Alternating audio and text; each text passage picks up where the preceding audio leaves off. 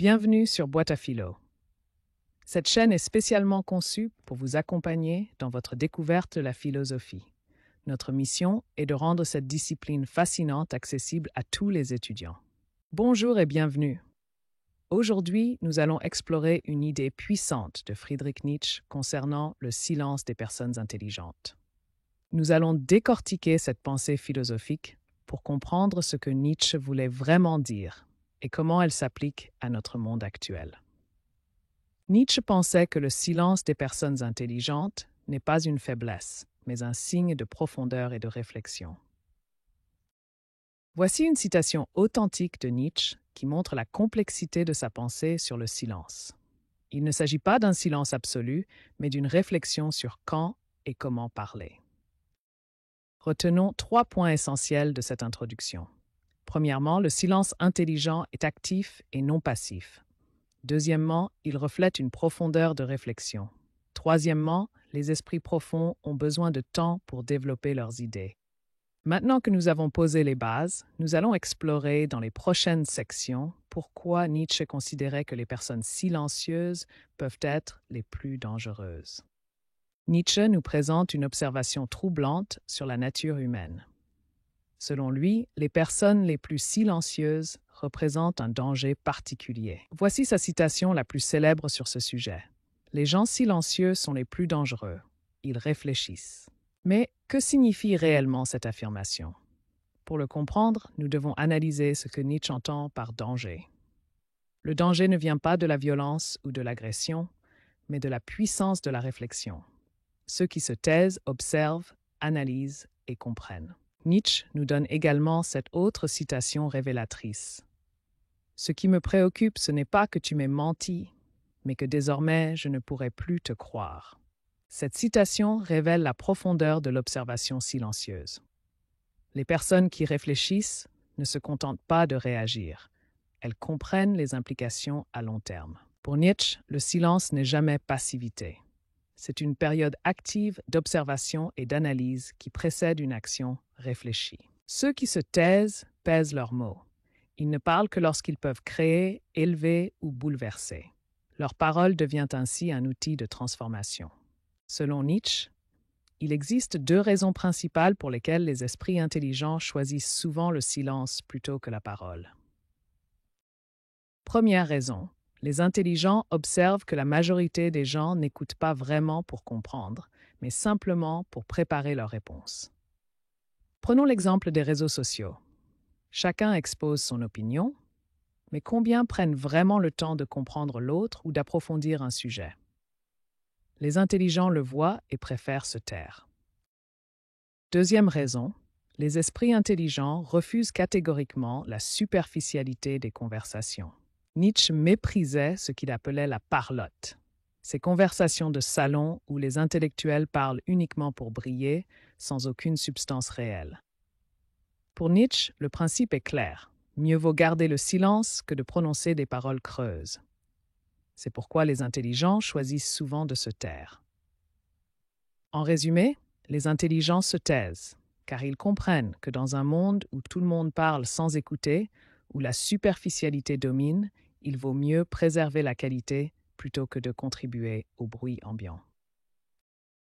Nietzsche nous met en garde contre un danger majeur. Lorsque les esprits éclairés choisissent le silence, ce sont les médiocres qui s'emparent de la parole publique. Cette mise en garde de Nietzsche révèle un mécanisme social crucial. Le vide laissé par le silence des penseurs est rapidement occupé par ceux qui n'hésitent pas à parler, même sans avoir grand-chose à dire. Observons ce phénomène. Quand les personnes réfléchies se retirent du débat public, l'espace médiatique se remplit de fake news, de discours simplistes et de polémiques sans substance. Les esprits éclairés choisissent souvent le silence pour 2 raisons principales. Le mépris face à la médiocrité ambiante ou la lassitude devant l'incompréhension générale. Cela crée un cercle vicieux. Plus les intelligents se taisent, plus les médiocres dominent, ce qui dégrade encore le débat public et pousse les esprits éclairés à se retirer davantage. Retenons ces points essentiels. Le silence des intelligents a des conséquences réelles sur la société. Les médiocres n'hésitent jamais à occuper l'espace laissé vacant, et ce vide intellectuel se remplit toujours, mais pas nécessairement par ce qu'il y a de mieux. Il est crucial de briser ce cercle vicieux. Comme le soulignait Nietzsche, nous ne devons pas laisser le vide être rempli par des idées superficielles. C'est là tout l'enjeu de notre époque. Pour Nietzsche, tous les silences ne se valent pas. Il existe une différence fondamentale entre le silence passif et le silence actif. Le silence passif est celui de la résignation, de l'abandon, mais le silence actif, c'est tout autre chose. Nietzsche utilise la métaphore de l'aigle qui plane. L'aigle ne crie pas, il ne fait pas de bruit, mais il observe tout d'en haut avec une vision perçante. C'est aussi le silence du penseur qui médite. Dans cette réflexion profonde, les idées mûrissent et se transforment. Et c'est le silence de l'artiste qui crée. Dans ce silence, l'œuvre prend forme, se sculpte, devient réalité. Nietzsche nous dit « Ce n'est pas le doute, c'est la certitude qui rend fou ». Cette citation révèle la puissance du silence actif. Celui qui reste silencieux doute, réfléchit, affine sa pensée.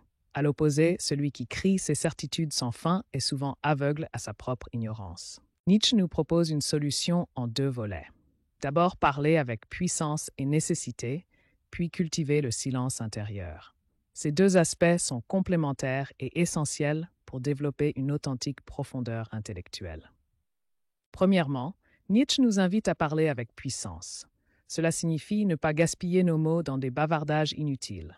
Chaque parole doit avoir un but: créer, élever, transfigurer la réalité. Il s'agit de privilégier la qualité sur la quantité. Deuxièmement, il faut cultiver le silence intérieur. Ce n'est pas de la passivité, mais un recueillement actif. La solitude féconde permet à nos idées de mûrir. Ce silence devient la source de notre profondeur et prépare nos futures actions. L'essentiel est de trouver l'équilibre entre expression et contemplation. Comme le yin et le yang, ces 2 aspects se complètent. Le silence nourrit la parole, et la parole authentique naît du silence. Concrètement, avant de prendre la parole, prenez le temps de réfléchir à l'impact de vos mots. Choisissez le bon moment et préparez vos idées. Comme une graine qui germe en silence avant de pousser, vos pensées ont besoin de maturation. Retenons 4 points essentiels.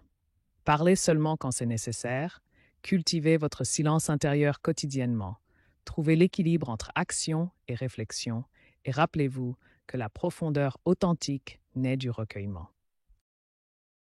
Voyons maintenant comment la vision nietzschéenne du silence intelligent trouve des applications concrètes dans notre époque, particulièrement dans le leadership moderne et l'éducation. Dans le leadership moderne, nous assistons à l'émergence du concept de leadership silencieux. Ce nouveau paradigme valorise l'écoute active et la réflexion stratégique plutôt que la communication excessive. Le leader silencieux privilégie l'écoute active, prend le temps de la réflexion stratégique, communique de manière mesurée mais impactante et observe attentivement avant d'agir. Prenons des exemples concrets. Warren Buffett est réputé pour ses communications rares mais décisives. Tim Cook d'Apple pratique une stratégie de communication mesurée, très différente de l'époque Steve Jobs. Ces leaders transformationnels partagent une caractéristique commune. Ils écoutent davantage qu'ils ne parlent, incarnant parfaitement la philosophie nietzschéenne du silence intelligent. Dans l'éducation, nous assistons à une véritable révolution pédagogique. De nouvelles approches intègrent des temps de silence dans les cursus scolaires et valorisent la réflexion personnelle. Les salles de classe traditionnelles évoluent vers des espaces favorisant la contemplation et la réflexion profonde, où l'enseignant guide plutôt qu'il n'impose. Cette nouvelle pédagogie critique la participation obligatoire sans substance. Elle privilégie la qualité de la réflexion à la quantité des interventions, encourageant les étudiants à réfléchir avant de s'exprimer. Des outils comme les cycles de réflexion structurés permettent d'intégrer des temps de silence créatifs et de développer une pensée critique plus approfondie. Retenons les points essentiels de ces applications contemporaines. Le leadership silencieux démontre une efficacité accrue. L'écoute active surpasse la communication excessive. En éducation, la réflexion personnelle est valorisée, la qualité de pensée prime sur la quantité de paroles et le silence créatif trouve sa place dans les programmes scolaires. Nietzsche avait raison, les esprits profonds ont besoin de temps. Ainsi, la sagesse nietzschéenne du silence intelligent trouve des applications concrètes et transformatrices dans notre époque moderne, révolutionnant à la fois le leadership et l'éducation. Nous arrivons maintenant à la conclusion de notre exploration de la pensée de Nietzsche sur le silence des intelligents. Découvrons ensemble l'art de vivre selon cette philosophie profonde. Premier point essentiel à retenir, le silence des intelligents n'est jamais une faiblesse. C'est au contraire une manifestation de leur force intérieure, de leur capacité à résister aux tentations du bavardage superficiel. Deuxième point, ce silence naît du refus de participer aux conversations vides de sens. Les esprits profonds préfèrent se taire plutôt que de contribuer à la médiocrité ambiante. Troisième point crucial, Nietzsche nous appelle à briser ce silence lorsque la vérité et la grandeur sont en jeu. Il ne s'agit pas de rester muet par principe, mais de choisir ses moments avec sagesse. Quatrième point, la parole devient sacrée lorsqu'elle réunit trois qualités essentielles. Elle doit être rare comme un diamant précieux. Elle doit être profonde, touchant l'essence des choses. Et elle doit être nécessaire, répondant à un véritable besoin. Message final. La philosophie n'est pas seulement un savoir théorique. C'est une force vivante qui te libère des conventions et te fait grandir chaque jour. Cultivez le silence fertile, puis parlez avec puissance quand c'est vraiment nécessaire. Ainsi se termine notre exploration de la sagesse nietzschéenne. Rappelez-vous, votre silence peut être votre plus grande force, et vos paroles, quand elles viennent, peuvent changer le monde. J'espère que cette exploration philosophique vous a apporté de nouvelles perspectives et vous a enrichi intellectuellement. Si vous avez aimé cette vidéo, n'hésitez pas à cliquer sur le bouton j'aime, à vous abonner à la chaîne et à partager cette vidéo avec vos amis qui s'intéressent à la philosophie. N'oubliez pas d'activer la cloche de notification pour être informé dès qu'une nouvelle vidéo philosophique est publiée. Votre soutien est précieux et m'encourage vraiment à continuer à créer du contenu de qualité. La philosophie nous unit dans notre quête de compréhension du monde et de nous-mêmes. Ensemble, continuons à explorer les grandes questions de l'existence et à développer notre pensée critique. Merci encore et à bientôt pour de nouvelles aventures philosophiques.